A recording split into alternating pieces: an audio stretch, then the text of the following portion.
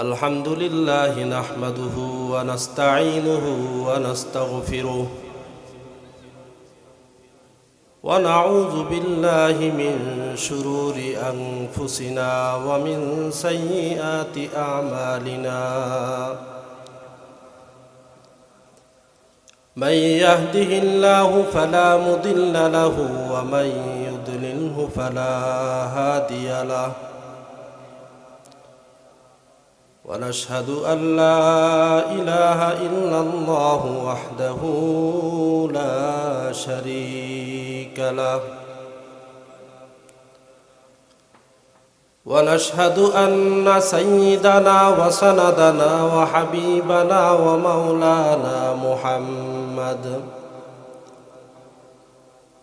ومولانا محمدا عبده ورسوله صلى الله تعالى عليه وعلى آله وأصحابه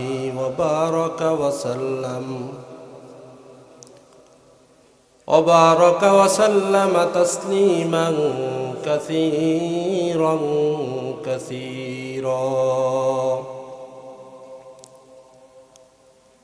أما بعد فأعوذ بالله من الشيطان الرجيم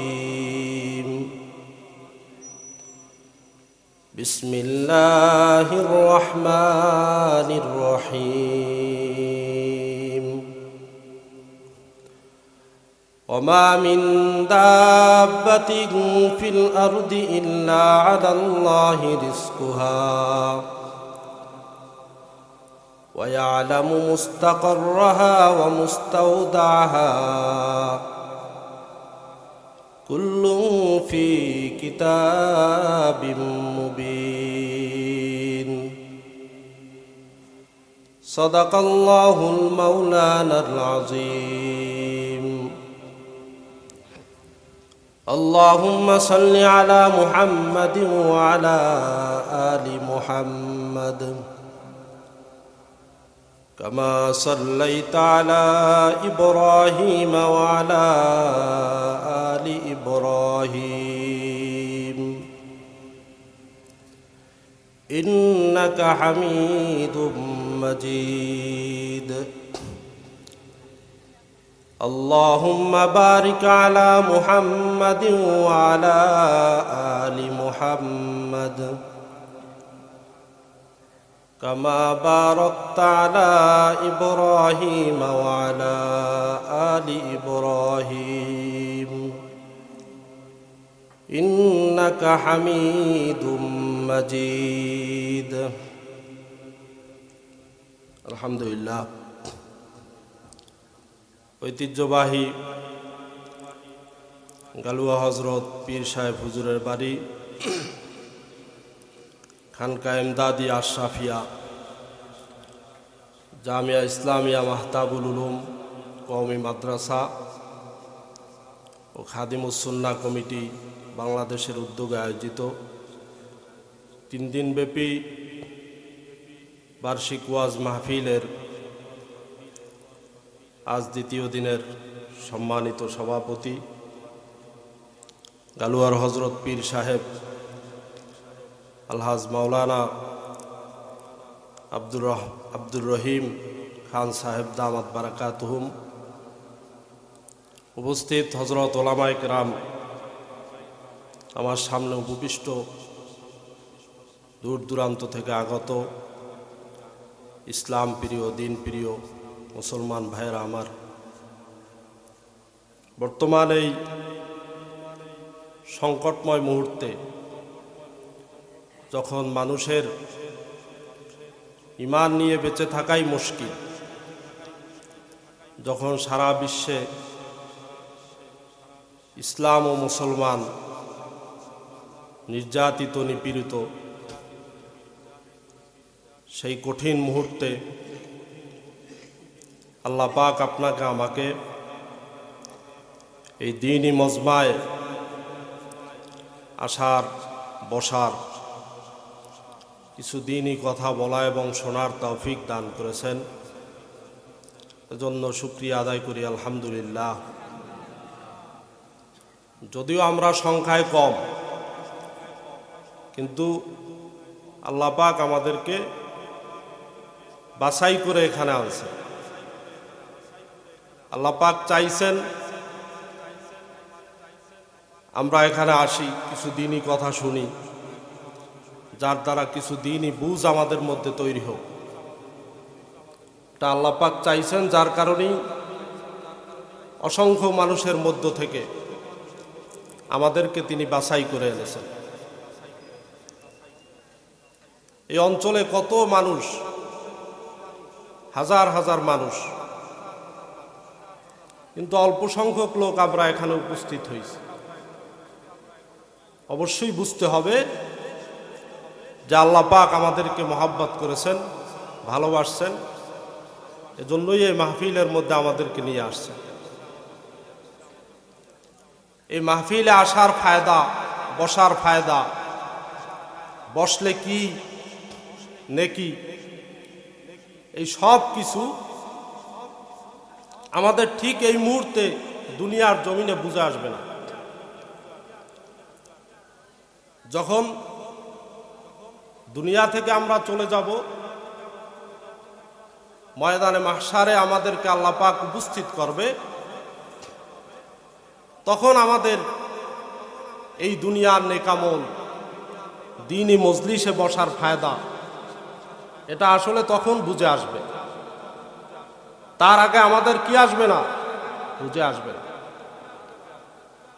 ওই মুহূর্তে একটা নেকির জন্য কিয়ামতের ময়দানে হাহাকার তৈরি হবে।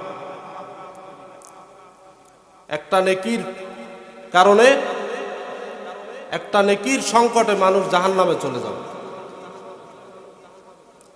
ঠিক সেই মুহূর্তে বুঝে আসবে যে দুনিয়ার এই মাহফিলের ময়দান, এই দ্বীনি মজলিস কতটা ফায়দাজনক ছিল।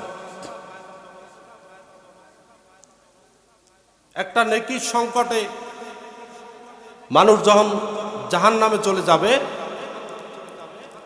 তখন জাহান্নামের ফয়সালা হওয়ার পর আল্লাহ পাকের কাছে তারা দাবি জানাবে যে আল্লাহ, এই ময়দানে তো আমার বহু আত্মীয় স্বজন আছে, বাবা আছে, মা আছে, একটু দেখি কারো কাছে একটা নেকি পাই কিনা। হতাশ হয়ে, পেরেশান হয়ে পুরো কিয়ামতের ময়দান ঘুরবে, তার বাবাকে পাবে, বাবার কাছে দাবি জানাবে, দুনিয়ার জমিনে তো যে কোনো সংকটে আপনি সাহায্য করতেন, যে কোনো সংকটে আপনি সাহায্য করতেন, আপনি পাশে দাঁড়াতেন। আজ এই কিয়ামতের কঠিন ময়দানে একটা নেকির অভাবে আমার জাহান্নামের ফয়সালা হয়ে গেছে, তা আমাকে একটা নেকি দেন, যাতে করে এই নেকির সংকট দূর করে আমি জান্নাতে যেতে পারি।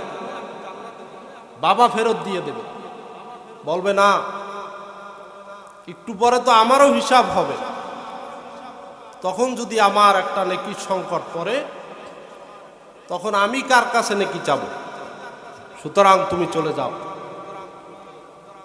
এভাবে ওই জাহান্নামী ব্যক্তি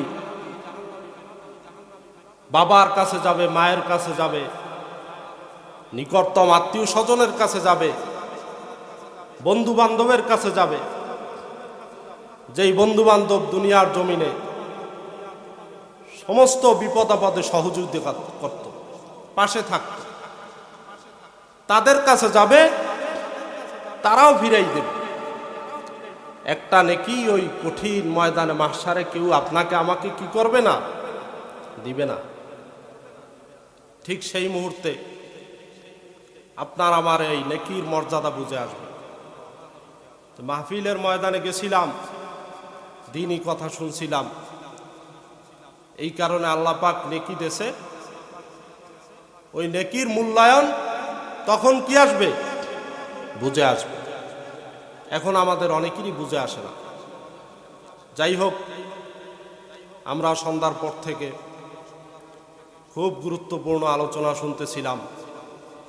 এছাড়া আগেও আমাদের গালুয়ার মরহুম হজরত পীর সাহেব রহমতুল্লাহি আলাইহের সুযোগ্য নাতি মাওলানা মুসা বিন কাসেম সাহেব আপনাদেরকে কোরআন ও হাদিসের আলোকে গুরুত্বপূর্ণ কথা শোনাইছে। এই কথাগুলোর ওপর আমল করলেই আমাদের কামিয়াব। তারপরেও বড়দের নির্দেশে বসছি, সংক্ষিপ্ত কিছু কথা বলবো। আসলে এই ময়দানে বয়ান করার মতো, কথা বলার মতো যোগ্যতা আমাদের নাই। এখানে বহু বড়রা কথা বলছে, আওলাদে রসুল এখানে কথা বলছে, গালুয়ার মরহুম পীর সাহেব মাওলানা মাহতাবউদ্দিন খান রহমতুল্লাহি আলাই এই ময়দানে কথা বলছে। সেখানে কথা বলার যোগ্যতা আমাদের নাই, কিন্তু বড়রা নাই, যার কারণে আমরা ছোটরা সুযোগ পাইছি কথা বলার জন্য এবং বড়দের নির্দেশে। সংক্ষিপ্ত কথা, আল্লাহ পাক আমাদেরকে আমল করার তৌফিক দান করেন। আমি পবিত্র কুরআনুল কারীমের 12 নম্বর পারার প্রথম আয়াত তেলাওয়াত করেছি। সেই আয়াতের আলোকে কিছু কথা বলবো। আল্লাহ পাক রব্বুল আলামিন কুরআনে পাকের মধ্যে বলেন, ওমা মিন দাব্বাতিন ফিল আরদি ইল্লা আলাল্লাহি রিজকুহা। জমিনের মধ্যে যত কিছু বসবাস করে, জমিনের মধ্যে বিচরণকারী সমস্ত জীবজন্তুর প্রাণীকুলের রিজিকের ব্যবস্থা করি আমি মাওলা। কে ব্যবস্থা করে? আল্লাহ ব্যবস্থা করে। এই আয়াতের ব্যাখ্যায় ইমাম কুতুবী রহমাতুল্লাহি আলাইহি বলেন, আশআরী গোত্রের কিছু লোক, আশআরী গোত্রের কিছু লোক, কিছু মানুষ আবু মুসা আশআরী রাদিয়াল্লাহু তাআলা আনহু ও মালিক আশআরী রাদিয়াল্লাহু তাআলা আনহুর নেতৃত্বে ইয়ামান থেকে মদিনায় গেছে। কোথায় গেছে? ইয়ামান থেকে মদিনায় গেছে। তো মদিনায় যাওয়ার পরে তাদের যে সামানা ছিল, খাবার দাবার ছিল, সেটা ওই সফরের মধ্যে শেষ হয়ে গেছে। ইয়ামান থেকে মদিনা সফর করছে, যেই খানাদানা তারা নিয়ে সফরে বের হয়েছিল, যেই পানি, খাদ্যদ্রব্য যেগুলো নিয়ে বের হয়েছিল, সেগুলো তাদের সফর অবস্থায় সব কিছু শেষ হয়ে গেছে। তো মদিনায় পৌঁছে ওই গোত্রের লোকেরা একজনকে প্রতিনিধি নিযুক্ত করে রসুলের কাছে পাঠাইছে যে রসুলের দরবারে যাও, যে ইয়ামান থেকে আশআরী গোত্রের কিছু লোক মদিনায় সফর করে এসেছে, কিছু খাদ্যদ্রব্য আছে কিনা, কিছু পানীয় আছে কিনা, সেগুলো আমাদেরকে যেন রসুল পাঠায়, আমরা ক্ষুধার্ত সফর করে এসেছি। প্রতিনিধি রসুলের দরবারে যাওয়ার পর প্রতিনিধি রসুলের তেলাওয়াত শুনতেছে, ওমা মিন দাব্বাতিন ফিল আরদি ইল্লা আলাল্লাহি রিজকুহা। এই আয়াত রসুল তেলাওয়াত করতেছে। এই আয়াত কে তেলাওয়াত করতেছে? রসুল তেলাওয়াত করতেছে। এই আয়াত শুনে এই আশআরী গোত্রের ওই প্রতিনিধি তার গোত্রের কাছে চলে গেছে। এই আয়াতের অর্থ তিনি বুঝে গেছে যে আল্লাহ পাক বলছেন, জমিনে বিচরণকারী সমস্ত প্রাণীর, জীবজন্তুর রিজিক কে দেয়? আল্লাহ দেয়। কত বড় তাওয়াক্কুল তাদের ছিল। এই কথা শুনে সে তার গোত্রের কাছে চলে গেছে যে আল্লাহ পাক যেখানে ঘোষণা করছে যে রিজিকের ব্যবস্থা আমি করব, তো রসুলের কাছে গিয়ে কি করব? রিজিকের ব্যবস্থা তো আল্লাহই করে দিবে। এত বড় তাওয়াক্কুল তাদের ছিল। আয়াত শুনে সে চলে গেছে এবং বলতেছে প্রাণীকুলকে আল্লাহ পাক যদি খাবার দেয়, আমরা আশআরী গোত্রের সাহাবী, আমাদেরকে অবশ্যই আল্লাহ পাক খাবার দিবেন। তো তিনি তার গোত্রের কাছে গিয়ে একথা বলেন নাই যে রসুলের কাছে তিনি কিছু বলেন নাই, এটা কি বলেন নাই। সে গিয়ে বলছেন আল্লাহ পাক আমাদের খাবারের ব্যবস্থা করবে। তো এই তাওয়াক্কুলের কারণে আল্লাহ পাক যে কোনো মাধ্যমে তাদের জন্য খুব মজাদার সুস্বাদু খাবার পাঠাই দিয়েছে, যে কোনো এক মাধ্যম। আল্লাহ পারেন কি না? মূসা আলাইহিস সালামের উম্মত বনি ইসরাইলকে 40 বছর পর্যন্ত মান্না সালোয়া খাওয়াইছে কিনা? ঈসা আলাইহিস সালামের উম্মতকে খাওয়াইছে। তো আল্লাহ পাক খাবার পাঠাই দিয়েছে কোনো এক ব্যক্তির মাধ্যমে। তারা সেই মজাদার সুস্বাদু খাবার ভরপুর খাইছে। এরপরেও কিছু খানা বেঁচে গেছে। তো তারা ভাবছে যে কিছু খানা বেঁচে গেছে, এটা নষ্ট না করে রসুলের দরবারে নিয়ে যায়। রসুল যারা ক্ষুধার্ত আছে অন্য, তাদেরকে খাওয়াবে। তো সেই খানা রসুলের দরবারে নিয়ে গেছে। অথচ রসুল সাল্লাল্লাহু আলাইহি ওয়াসাল্লাম জানেই না খাবার কোথা থেকে আসছে, কিন্তু তারা ভাবছে যে রসুল পাঠাইছে। যেহেতু ওই প্রতিনিধি পাঠাইছিল, প্রতিনিধি তো রসুলকে গিয়ে বলে নাই যে খানা তিনি পাঠাবেন না বা আমি বলছি কিনা, এটা তো প্রতিনিধি গিয়ে বলেন নাই। তো লোকেরা রসুলের কাছে প্রেরণ করার পর বললেন, হে আল্লাহর রসুল, আপনি যে খানা পাঠাইছিলেন, প্রেরণ করছিলেন, সেটা আমরা পর্যাপ্ত খেয়েছি। এখন এই খানাটা বেঁচে গেছে, এটা আপনার দরবারে আমরা নিয়ে আসছি। রসুল বলেন যে না, আমি তো কোনো খানা পাঠাই না। তো তাদের তাওয়াক্কুল ছিল, তাদের এত বিশ্বাস ছিল যে এই আয়াত যেহেতু আল্লাহ নাজিল করেছে, আল্লাহ পাক আমাদেরকে রিজিকের ব্যবস্থা করবেন। এই বিশ্বাস যদি কারো মধ্যে থাকে, আল্লাহ পাক ইনশাআল্লাহ ব্যবস্থা করবেই। এবং আমাদেরকে আল্লাহ পাক তো রিজিক দিয়েই রাখছে, খাওয়াচ্ছে। আল্লাহ পাক পশু পাখি ক্ষুধার্ত বের হয় সকালে, সন্ধ্যাবেলায় আবার তারা ভরা পেটে তাদের নিরে ফিরে। আমরাও যদি তাওয়াক্কুল করি, আল্লাহর উপর ভরসা করি, আল্লাহ পাক আমাদেরকেও রিজিকের ব্যবস্থা করবেন বা করতেছেন। দুনিয়ার কোনো মানুষ তো না খেয়ে নাই, আছে নাকি? অনেকে বলতে পারেন যে হুজুর, না খেয়ে তো অনেক সময় অনেক মানুষ মারা যায়। না, সে না খেয়ে মারা যায় না, তার হায়াত ওই পর্যন্ত ছিল। হায়াত শেষ, আল্লাহ পাক তাকে কি করছে? নিয়ে গেছে। রিজিকের অভাবে কেউ মারা যায় না। যাই হোক, এই রিজিকের আবার প্রকার আছে। রিজিক দুই প্রকার, একটা হলো হালাল রিজিক, আর একটা হলো হারাম রিজিক। রিজিক কয় প্রকার? দুই প্রকার, একটা হালাল আর একটা হারাম। হালাল রিজিকের দ্বারা মানুষের অন্তরে নূর পয়দা হয়, ইবাদতে মনোযোগ আসে। যেমন আল্লাহ পাক পবিত্র কোরআনের মধ্যে বলেন, ইয়া আইয়ুহার রাসূলু কুলু মিনাত তাইয়্যিবাতি ওয়া আমালু সলিহা ইন্নী বিমা তা'মালুনা আলীম। আল্লাহ পাক বলেন, হে আমার রাসূলগণ, আপনারা পবিত্র খানা গ্রহণ করুন। কি খানা? পবিত্র খানা এবং হালাল খানা।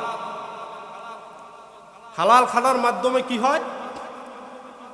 ইবাদতের মধ্যে নূর পয়দা হয়, ধ্যান খেয়াল পয়দা হয়। খানা যদি হারাম হয়, ইবাদত আল্লাহর দরবারে কবুল হয়। এখানে দেখেন আয়াতের শুরু অংশে হালাল খানা গ্রহণের পর ওয়া আমালু সালিহা, এরপর আমলে সালেহ, নেক আমল করতে বলছে। প্রথম শর্ত কি? হালাল খানা। সমাজের মধ্যে অনেক মানুষ আছে দীর্ঘদিন নামাজ পড়ে, কিন্তু নামাজের মধ্যে ধ্যান খেয়াল আসে না, এবং ওই নামাজের দ্বারা গুনাহ থেকে সে মুক্ত হয় না, গুনাহ ছাড়ে না, নামাজও পড়ে গুনাহও করতেছে। অথচ আল্লাহ পাক বলেন কি, ইন্নাস সালাতা তানহা আনিল ফাহশাই ওয়াল মুনকার, নিশ্চয়ই নামাজ গুনাহ থেকে বাঁচায়, কিন্তু সে নামাজ পড়তেছে আবার গুনাহ করতেছে। অনেকের মনে এই ধারণা আসে যে তাইলে কোরআনের আয়াত কি মিথ্যা হয়ে গেল নাকি, যে ব্যক্তি নামাজও পড়তেছে গুনাহও করতেছে, অথচ তার খাদ্য হালাল না। হালাল খাদ্যের মাধ্যমে ইবাদতের মধ্যে নূর পয়দা হয়।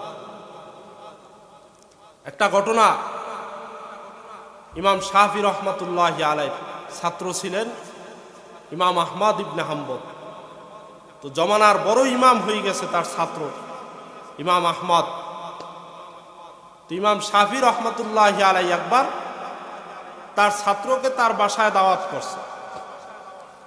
বাসায় দাওয়াত করার পরে ভরপুর খানা দানার আয়োজন করছে। এরপরে ইমাম শাফি রহমতুল্লাহি আলাইহির সন্তানরা তার বাবার ছাত্র ইমাম আহমদের জন্য যাতে করে ফজরের সময় উঠে উজু করতে পারে বা তাহাজ্জুদের সময় উজু করতে পারে, এই উজুর পানির ব্যবস্থা করে রাখছে। তো সকালবেলা ইমাম শাফি রহমতুল্লাহি আলাইহির সন্তানরা উঠে দেখতেছে উজুর পানি উজুর জায়গায় আছে। সুতরাং ইমাম আহমদ ইবনে হাম্বল কি করে নাই, উজু করে না। সকালবেলা তার পিতা, সন্তানরা তার পিতা ইমাম শাফি রহমতুল্লাহি আলাইহির কাছে অভিযোগ করতেছে যে পিতা, আপনার ছাত্র যুগের এত বড় ইমাম, যুগের এত বড় ইমাম, কিন্তু রাতের বেলায় খানা দানা দিলাম, ভরপুর আহার করছে, আবার ফজরের নামাজের জন্য তাহাজ্জুদের জন্য উজুর পানি রাখলাম, সে পানিও জায়গা মতো আছে। তো কেমন ইমাম, খাইলেও বেশি, আবার ফজরের সময় উঠল না। ইমাম শাফি রহমতুল্লাহি আলাইহির মনেও একটু ফটকা লাগছে।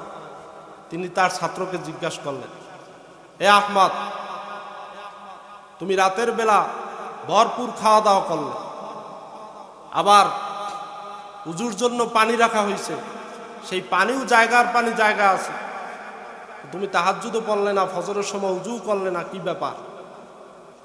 ইমাম আহমদ রহমতুল্লাহি আলাইহি বলতেছেন, হে ওস্তাদ, আপনি যে আমার সামনে খানা পরিবেশন করছেন, এই খানাটা ছিল হালাল খানা, এবং এই খানার মধ্যে এত নূর আমি দেখতে পাইছি,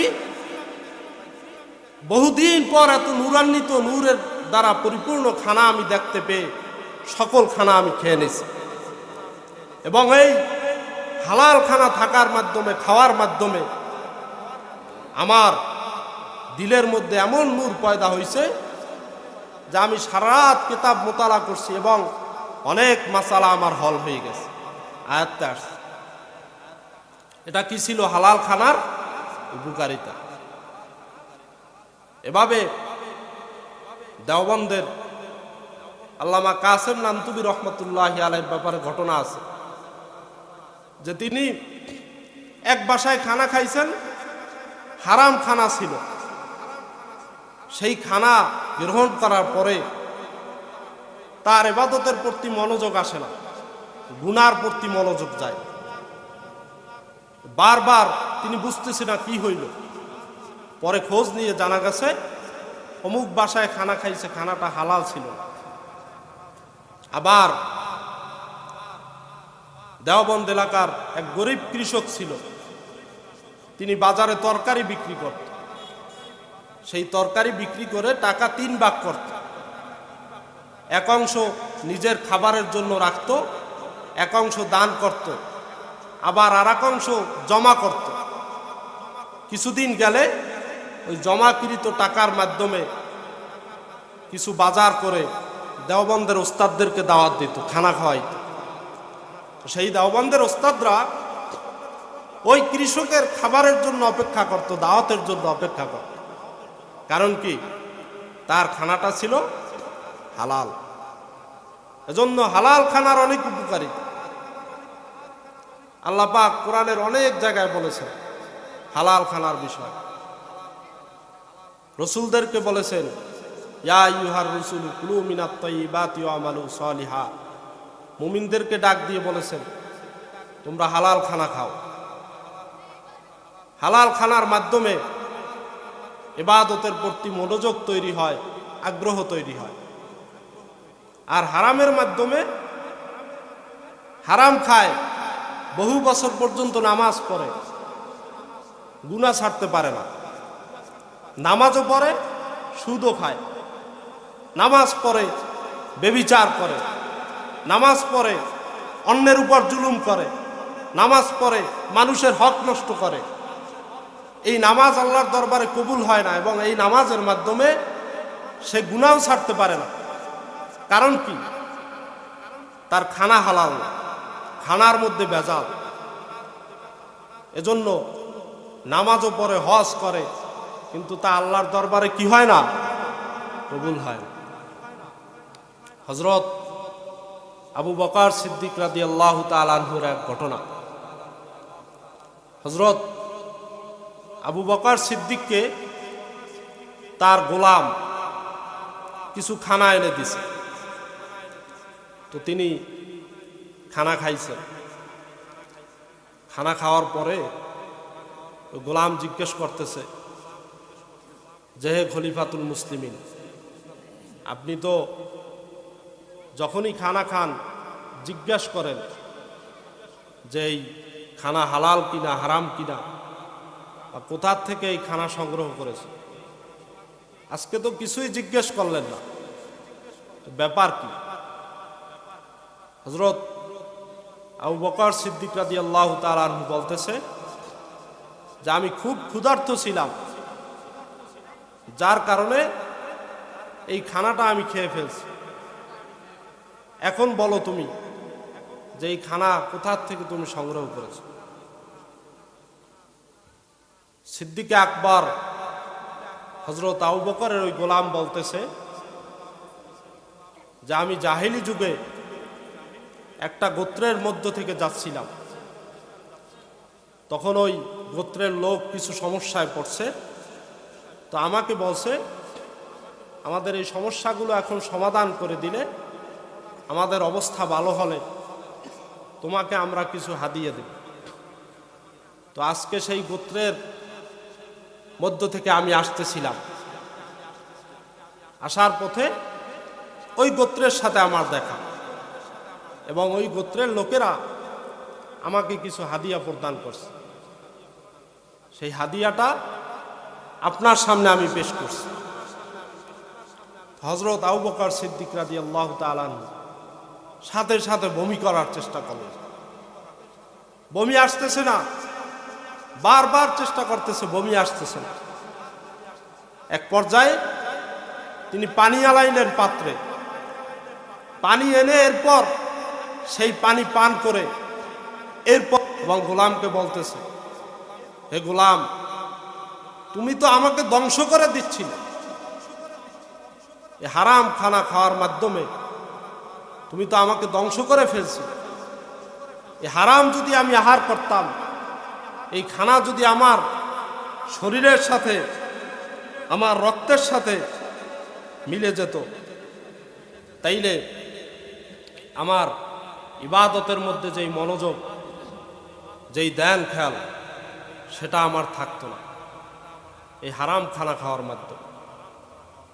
এজন্য খানার মধ্যে হালাল হারাম ইত্যাদি অনেক বাছাই করা আমাদের জন্য কি জরুরি।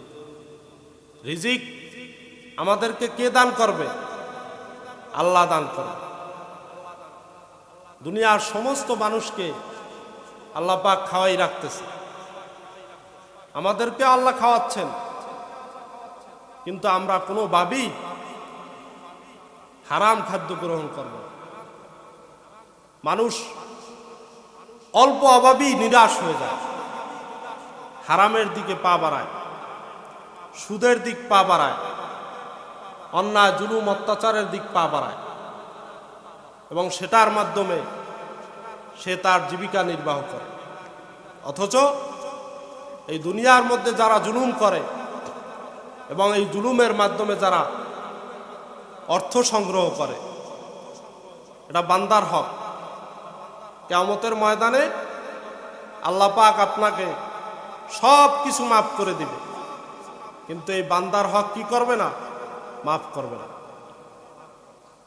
কিয়ামতের ময়দানে এক ব্যক্তি অনেক নেকি নিয়ে উপস্থিত হইবে।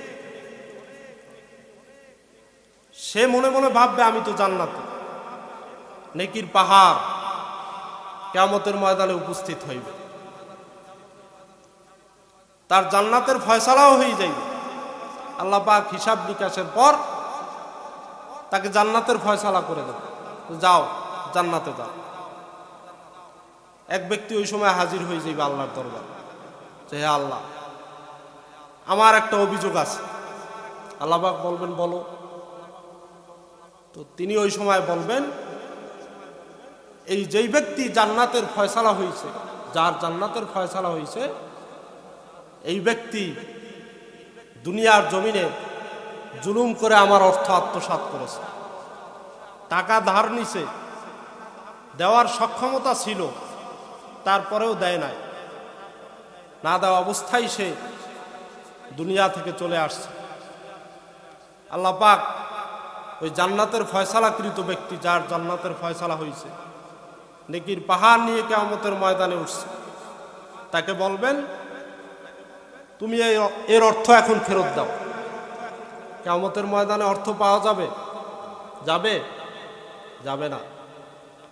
তো তিনি বলবেন, হে আল্লাহ, এই কঠিন ময়দানে মাহশারে আমি অর্থ কোথায় পাব, যে অর্থের মাধ্যমে তার ঋণ পরিশোধ করব? আল্লাহ পাক বলবেন, যদি এই কিয়ামতের ময়দানে তুমি তাকে অর্থ নাই দিতে পারো, তোমার নেকি থেকে তাকে নেকি দাও। কি দেওয়া লাগবে? নেকি দেওয়া লাগবে। পাহাড় সমান নেকি ছিল, যেই নেকি নিয়ে সে জান্নাতের পথে রওনা দিছিল। এই দুনিয়ায় কারো প্রতি জুলুমের মাধ্যমে, জুলুম করার দ্বারা ওই কিয়ামতের ময়দানে সে টাকা দিতে পারবে না, অর্থ দিতে পারবে না।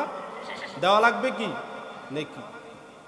সে নেকি দিবে, নেকি দেওয়ার পর আবার সে জান্নাতের পথে রওনা দেবে, কারণ তার যে বাকি নেকি আছে তা থেকেও সে যাইতে পারে। তো আর এক ব্যক্তি দাঁড়াইবে আল্লাহর দরবারে, এসে নালিশ করবে যে হে আল্লাহ, এই ব্যক্তি দুনিয়ার ময়দানে আমার আইল ঠেলছিল, জমি ঠকাই খাইছে। তো আল্লাহ পাক বলবেন যে তুমি তাকে তার জমি ফেরত দাও। কি ফেরত দাও? জমি ফেরত দাও। কিয়ামতের ময়দানে জমি দেওয়া যাবে? যাবে না। তখন বলবে হে আল্লাহ, এই কিয়ামতের কঠিন ময়দানে আমি জমি পাবো কোথায়? এখানে তো জমি দেওয়ার কোনো সিস্টেম নাই। তো আল্লাহ পাক বলবেন, তাইলে তোমার নেকি থেকে তাকে নেকি দিয়ে দাও। এভাবে সে নেকি দিয়ে দেবে। এভাবে একের পর এক অভিযোগকারী তার বিরুদ্ধে উঠবে।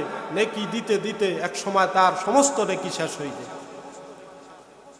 এরপরে আর এক ব্যক্তি উঠবে, নেকি শেষ, এখন তো জাহান্নামের ফয়সালা। আর এক ব্যক্তি আসবে যে হে আল্লাহ, এই ব্যক্তি আমাকে দুনিয়ার জমিনে কথার দ্বারা জুলুম করছিল, কথার দ্বারা আঘাত করছিল। তো আল্লাহ পাক বলবেন, তার সেই ঋণ তুমি ফেরত দাও। তাকে যেই তুমি কথার দ্বারা আঘাত করছো, সেই দাবি তাকে ফেরত দাও। তখন ফেরত দেওয়ার কোনো সিস্টেম আছে? টাকা ফেরত দেওয়ার সিস্টেম আছে? জমি নাই। শেষ পর্যায়ে তার কাছে নেকিও নাই যে নেকি দিয়া পরিশোধ করবে। আল্লাহ পাক বলবেন, যদি এখন তোমার কাছে নেকি না থাকে, তার গুনার দায়ভার, তার গুনাহ তোমার মধ্যে না, তার গুনাহ তোমার আমলনামার মধ্যে না। যেই ব্যক্তি পাহাড় সমান নেকি নিয়া জান্নাতের দিক রওনা দিছিল, ওই একই ব্যক্তি পাহাড় সমান গুনাহ নিয়া জাহান্নামের দিক রওনা দেয়। এজন্য ভাইরা, দুনিয়ার জমিনে খুব সাবধান। অন্যের প্রতি জুলুম করা, অন্যের হক নষ্ট করা, এটা থেকে আমরা বিরত থাকব। কারণ আপনি নামাজ পড়েন নাই, রোজা রাখেন নাই, অন্যায় কাজ করছেন, সেটা আল্লাহ মাফ করতে পারবে। কিন্তু আপনি বান্দার হক নষ্ট করছেন, বান্দার জমি ঠকাইছেন, অর্থ আত্মসাৎ করেছেন, সেটা আল্লাহ কি করবে না? মাফ করবে না। আল্লাহ পাক আমাদেরকে এই সংক্ষিপ্ত কিছু কথার উপর আমল করার তৌফিক দান করেন। আসলে এখানে দূরের মেহমানরা কথা বলবে, দূর দূরান্ত থেকে অনেক বড় বড় ওলামায়ে কেরাম উপস্থিত হয়েছে। আমরা বাড়ির মানুষ। আমার বড় ভাই এই দরবারের বর্তমান পীর সাহেব, গালুয়ার মরহুম পীর সাহেব রহমতুল্লাহি আলাইহের সুযোগ্য সাহেবজাদা মাওলানা আব্দুর রহিম খান সাহেবের আদেশে আমি এখানে কিছু কথা বলছি। আসলে আমি বক্তাও না, ওয়াইজও না, সুস্বারও নাই, ভাঙ্গা ভাঙ্গা কিছু কথা বলছি। আল্লাহ পাক আমাকেও আমল করার তৌফিক দান করেন, আপনাদেরকেও যেন আল্লাহ পাক তৌফিক দান করেন। আমিন।